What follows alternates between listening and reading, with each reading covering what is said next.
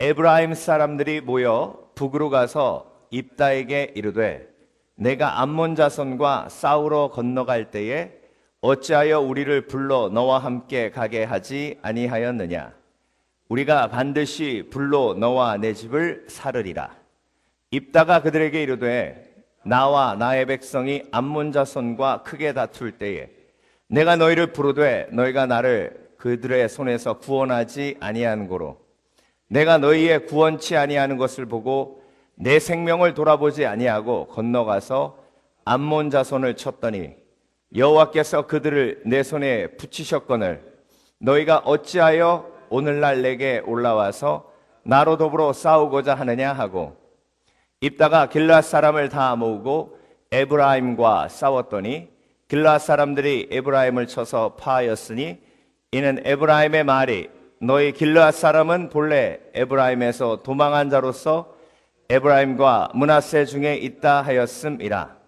길앗 사람이 에브라임 사람 앞서 요단 나루턱을 잡아 지키고 에브라임 사람의 도망하는 자가 말하기를 청컨대 나로 건너게 하라 하면 그에게 묻기를 내가 에브라임 사람이냐 하여 그가 만일 아니라 하면 그에게 이르기를 십볼렛이라 하라 하여 에브라임 사람이 능히 구음을 바로 하지 못하고 십볼렛 하면 길르앗 사람이 곧 그를 잡아서 요단 나루턱에서 죽였더라.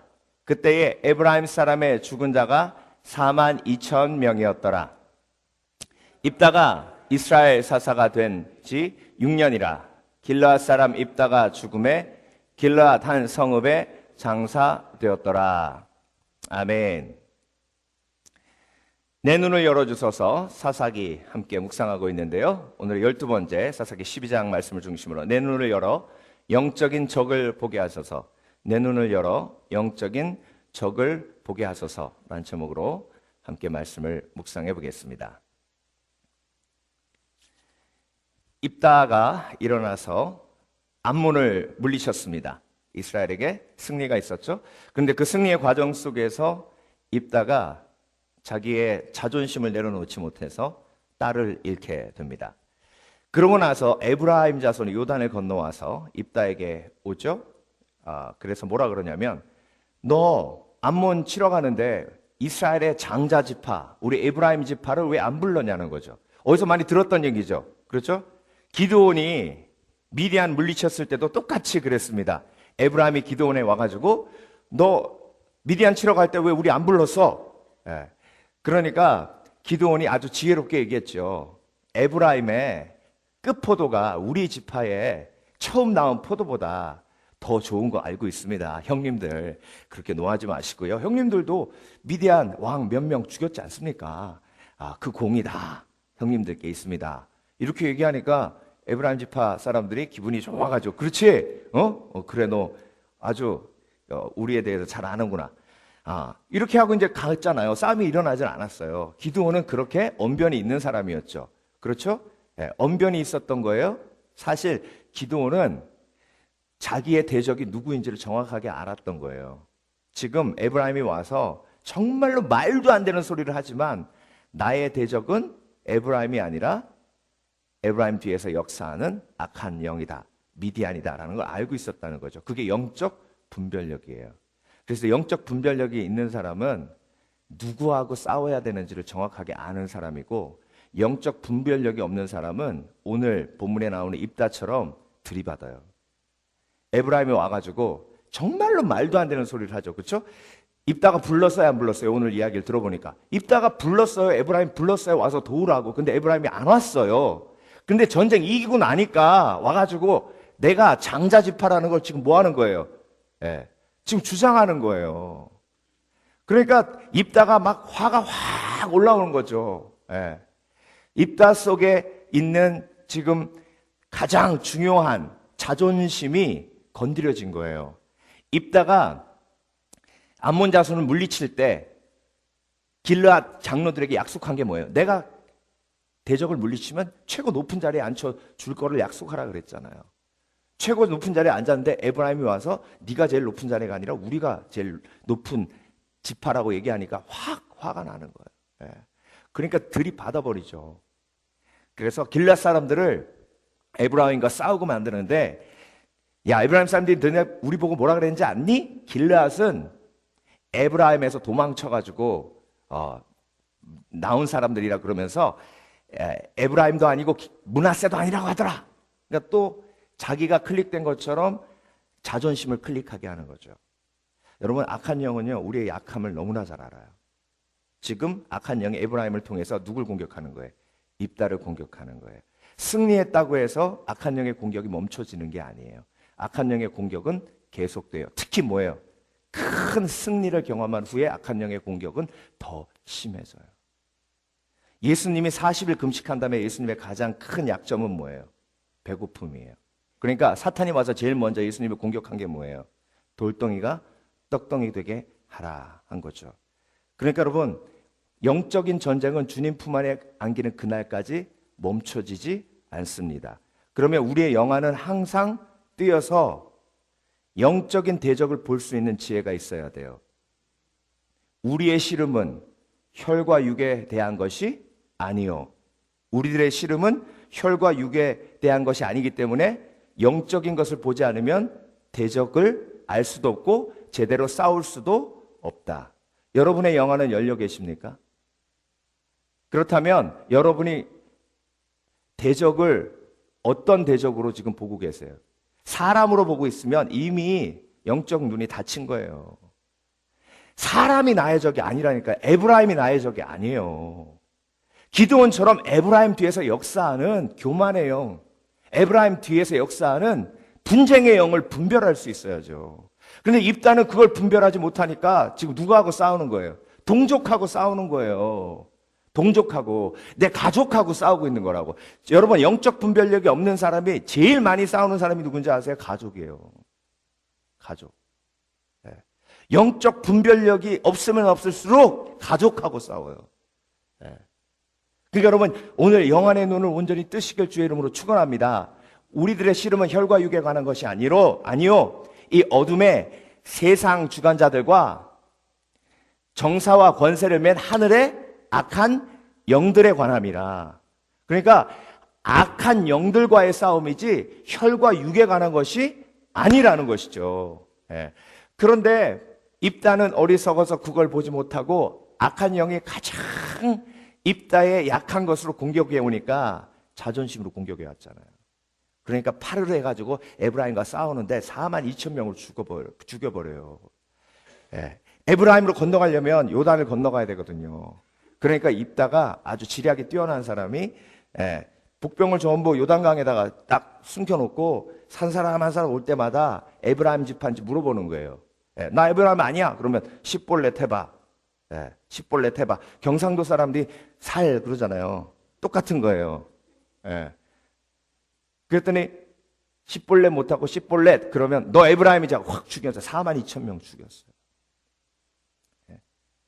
여러분, 우리가 입다와 같은 삶을 살았다면 오늘 하나님 앞에 좀 회개가 필요해요.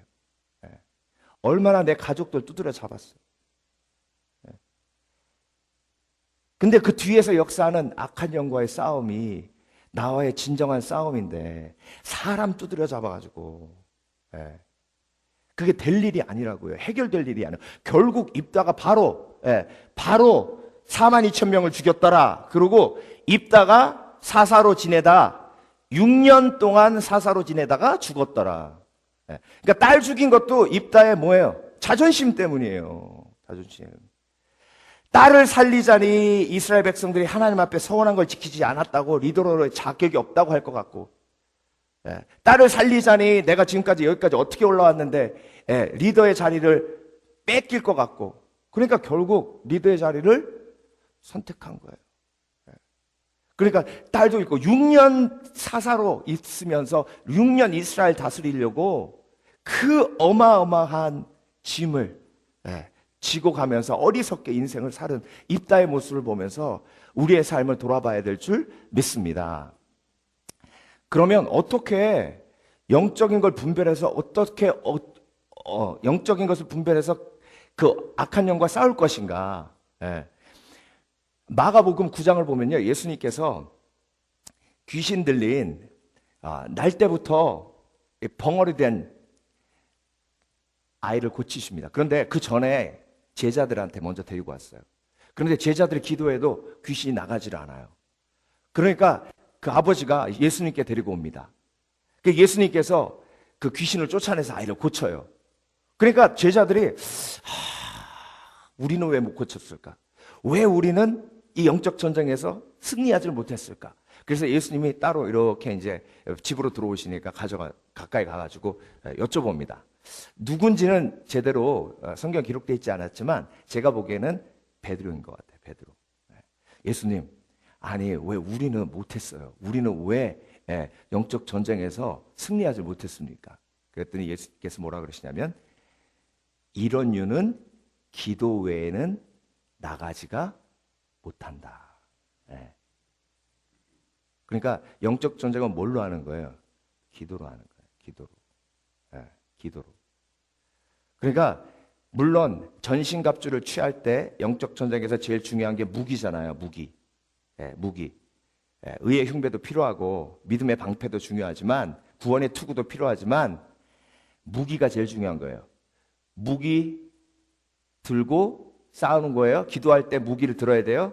그 무기가 뭐예요? 성령의 검, 말씀의 검, 그리고 찬양의 검. 시편 149편에 나오는 거. 성도들의 찬양은 양날선 검이라고 하셨어요.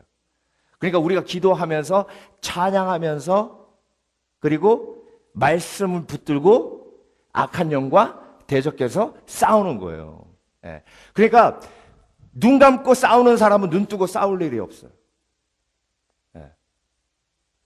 그러니까 눈 뜨고 싸우면 사람하고 싸우면 그 사람만 피해가 되는 게 아니라 내 영혼에도 상처가 돼요. 그러니까 영적인 전쟁을 하고 있는 사람은 사람하고 싸울 일이 없는데 영적 전쟁을 멈춘 사람은 사람하고 싸워야만 되는 거예요. 왜냐하면 소망이 없거든. 사람하고 싸워서 그 사람을 어떻게든 변화시켜 놔야 그래도 소망이 있는 거예요. 여러분, 소망은 기도 속에서 영적 전쟁을 할 때에 하나님께서 승리하셨다는 확신을 내 마음속에 품을 때 소망이 오는 줄 믿습니다. 이것을 너희에게 이름은 너희가 내 안에서 평안을 누리게 함이니라. 세상을 내가 이미 이기었노라 하시니라. 너희가 세상에서 환난을 당하나 담대하라. 세상을 이기었노라 하시니라. 그러니까 평안한 사람은 뭘 믿는 사람이에요? 예수님께서 이미 승리하셨다는 것을 믿는 사람이에요. 예수님께서 이미 승리하신 것을 믿는 사람만 평안한 거예요. 평안한 사람은 사람과 싸우지 않습니다. 그러니까 평안하지 않으니까 사울이 계속해서 다윗과 싸우는 거예요. 근데 다윗은 사울하고 안 싸우잖아요. 사울 죽일 수 있어도 안 죽이잖아요. 왜냐하면 사울을 죽인다고 해서 영적 전쟁이 끝나는 게 아니거든요. 사울을 죽인다고 해서 영적 전쟁이 끝나는 게 아닌 걸 아니까 다윗은 사울을 죽일 필요가 없는 거예요. 계속해서 다윗은 기도 속에서 악한 영과 싸우지 사울과 싸우지 않아요. 근데 사울은 영안이 닫혀 있으니까 육신적인 다윗만 보고 쫓아다니면서 죽이려고 그러는 거죠. 그러니까 여러분, 영안이 닫힌 사람, 사울과 같은 삶을 사는 사람, 영적인 눈이 띄인 사람, 다윗과 같이 사람과 싸우지 않을 수 있는 여유가 있는 사람, 지혜가 있는 사람. 그래서 여러분, 근신하라 깨어라. 너희 대적 마귀가 두루다니며 삼킬 자를 찾느니라. 너희는 믿음을 담대케 하고 마귀를 대적하라. 야고보서 4장 7절 말씀은 뭐예요? 마귀를 대적하라. 그리하면 너희를 피하리라. 예수님께서 시험 받으실 때 맨 마지막에 말씀으로 마귀를 대적하니 마귀가 떠나고 천사가 수종드니라 하셨죠. 그러니까 여러분, 우리가 영적 전쟁할 때 기도로 싸우는데, 기도로 싸우면 영적으로 분별되고, 분별된 사람은 사탄아 물러가라, 마귀를 대적할 수 있는 지혜가 있고, 대적하면 어떻게 된다고요? 마귀가 떠나가고 천사가 수종하는 은혜가 있는 거예요. 그런데 이 영적인 눈이 가려져 있으니까, 가려져 있으니까 사람 바라보며 판단하게 되고, 판단하게 되면 분노가 있고, 분노가 있으면 미워하게 되고, 미워하게 되면 싸우게 되거든요. 그러니까 우당탕탕 소리가 가정에서 끊이질 않는 거예요. 그래서 여러분, 주님 품 안에 안기는 그날까지 영적인 눈이 절대로 감기지 않는 지혜가 있으시길 주의 이름으로 축원합니다. 그렇다고 또 마귀가 역사한다, 마귀가 또 역사해, 저 눈빛 봐라, 눈빛 봐라, 그건요 정말로 영적 싸움을 싸우는 사람의 가장 어리석은 일이에요. 어리석은 일. 기도 속에서 싸우는 거죠, 그렇죠? 기도 속에서 영적 전쟁으로 싸우다 보면 내 적이 정확하게 누군지를 알기 때문에 그 악한 영의 지배를 받고 악한 영의 움직임을 받는 그 영혼이 불쌍히 여겨져요. 예수님은 가룟 유다를 보시면서 저 마귀 역사하는 놈 이렇게 안 보셨어요. 불쌍하고 또 불쌍한 사람으로 국률로 보시잖아요. 그러니까 끝까지 회개의 기회를 주시는 거 아닙니까? 여러분, 악한 영에 사로잡힌 받은 그 영혼이 정말로 국률이 바라봐 주시길 주의 이름으로 축원합니다. 내가 오늘도 하나님 앞에 기도하며 나아갈 때 그런 은혜가 임하는 거예요. 미르바 던이라는 영성 신학자가 날마다 우리를 깨우시는 음성이라는 책을 썼습니다. 미르바 던은요, 유진 피터슨, J.I. 패커 이런 분들과 함께 이 세대의 가장 뛰어난 영성 신학자로 불립니다. 여자분인데요, 1948년생이에요. 그런데 태어나자마자 당뇨가 있어가지고요, 얼마 있다가 한쪽 눈을 실명합니다. 그리고 관절염이 있어서 병원에 갔더니 다리를 잘라야 된다 그래서 다리를 잘라요. 그런데 그 의료 기록을 나중에 확인해 봤더니 그게 오진이었어요. 그리고 콩팥이 망가져서 콩팥을 이식 수술 받고요. 그 이후에 유방암이 걸려서 거의 죽을 뻔하다가 하나님의 은혜로 살아납니다. 그리고 얼마 전에는 한국으로 가서 집회를 인도하려 준비하다가 사고가 나서 마지막 다리 한쪽도 잃게 됩니다.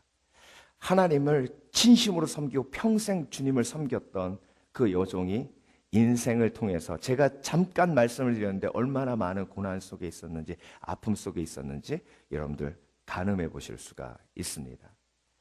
그런데 그분의 영성이 얼마나 깊은지 몰라요.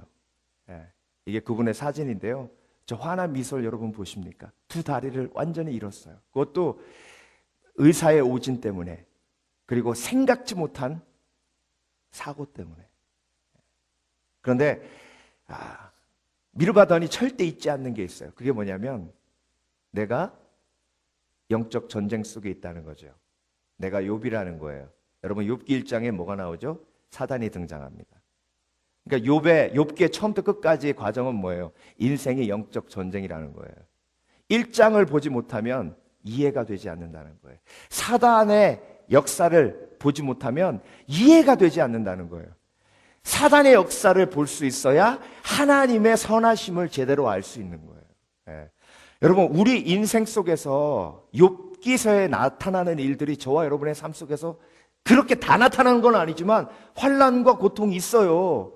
그런데 나의 환난과 고통을 이해하려면 욥기서 1장이 필요해요. 악한 영의 공격이 그 속에 들어있다는 거예요. 그런데 미르바던의 고백은 이거예요. 우리는 적군들의 손에서 당장 구원받지 못할지도 모릅니다. 저에게는 아픔도 축복이었습니다. 우리가 고난 중에 있을 때 예수 그리스도께서 다스리십니다. 우리 시대가 바뀌지 않을지도 모릅니다. 하지만 고난당할 때에 우리가 달라질 것입니다. 더 나아가 고난 속에서 더 성숙하게 되고 고난 속에서 하나님의 목적을 더 잘 발견할 수 있게 됩니다. 우리는 적군들의 속에서 당장 구원받지 못할지도 모릅니다. 이게 미르바던이 욥기를 바라보며 내가 욥기 속에 들어있는 한 사람의 캐릭터라는 걸 잊지 않는 거예요. 그래서 여러분, 영안의 눈이 띄어서 기도원과 같은 영적 분별력이 있는 지혜가 있는 인생 되시길 주의 이름으로 축원합니다. 입다처럼 어리석게 사람들과 싸워서 결국 6년밖에 다스리지 못하는 이스라엘의 사사짜리, 그 자존심 지키기 위해서 그 어리석은 인생 살았던 입다와 같이 살지 아니하고 영적인 눈이 띄어서 사도 바울처럼 영적 전쟁에 온전한 승리를 확신하는 그런 믿음의 사람 되시길 주의 이름으로 축원합니다. 오늘 함께 기도하실 때에 하나님, 내가 어리석은 입다와 같은 인생 되지 않도록 봐주시고 영적인 영안이 열려서 온전한 영적 전쟁의 용사가 되게 하여 주시옵소서.